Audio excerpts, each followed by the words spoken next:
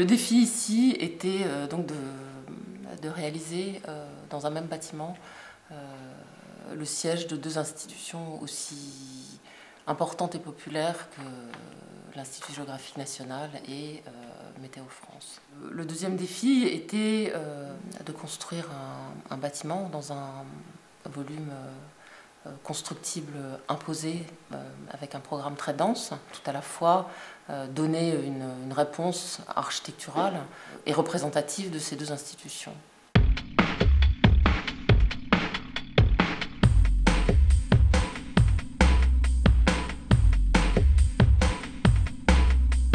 Cette opération est une opération relativement classique de bureau.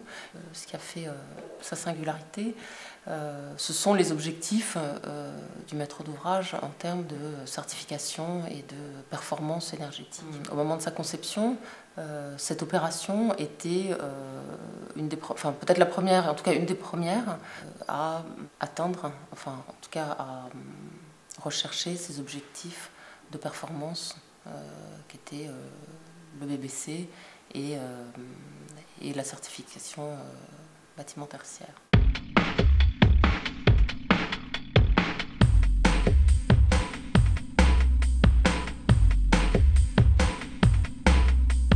La question des façades sur cette opération, elle est là aussi elle est multiple, parce qu'on a travaillé sur deux épaisseurs de façade. La première enveloppe, qui est vraiment l'enveloppe qui habille le bâtiment, l'enveloppe isolante, elle a été traitée comme quelque chose de très très performant du point de vue de l'isolation.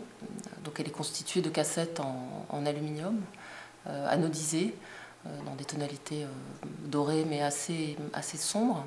Et ensuite il y a la deuxième enveloppe, c'est-à-dire la double peau, qui est complètement distincte entre ce qu'on a fait au nord sur l'avenue et ce qu'on a traité au sud sur l'intérieur du terrain. C'est-à-dire au nord, on a traité une double peau en verre. L'objet fonctionnel de cette peau, c'était traiter l'acoustique. On avait une avenue très bruyante. On voulait pouvoir ouvrir les fenêtres des bureaux. Donc on a mis en place une peau vitrée qui a un caractère d'affaiblissement qui est efficace. Au sud, en revanche, la peau est complètement différente. Il faut se protéger de la lumière. Donc notre réponse a été des volets. Donc on peut ouvrir, fermer les volets suivant les moments de la journée où il faut se protéger de la chaleur. Ce sont des volets qui donnent une épaisseur à la façade. Là aussi, un rythme aléatoire, parce que les volets sont ouverts, sont fermés, qui donnent une profondeur, qui donnent des ombres très fortes. Donc là aussi, un peu dans les mêmes thèmes de l'idée d'alléger visuellement l'effet de masse, les volets jouent leur rôle.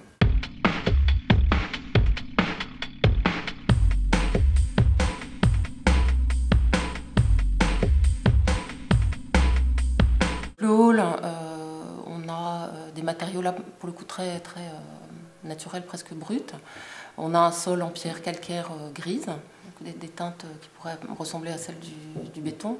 Le plafond, qui a une grande importance dans le traitement de notre hall, il est en bois. Ensuite, on rentre dans les étages. Donc là, ce qu'on a privilégié, c'est des teintes là aussi naturelles, chaleureuses. Donc on a beaucoup de bois pour les huisseries des portes. On a du bois laqué qui traite les encadrements de fenêtres.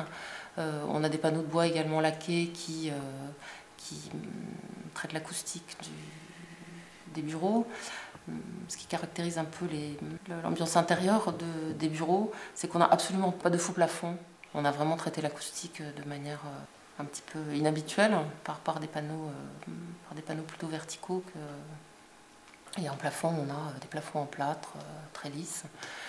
Et ça aussi, c'était pas seulement un choix architectural ou comme ça arbitraire, hein. C'était un choix qui était lié au système de chauffage, c'était un choix qui était lié au fait de conserver l'inertie du bâtiment, justement pour la thermique. C'est dans ce sens-là où, en effet, les choix, qu'ils soient architecturaux, des matériaux, techniques, étaient vraiment tous liés les uns aux autres.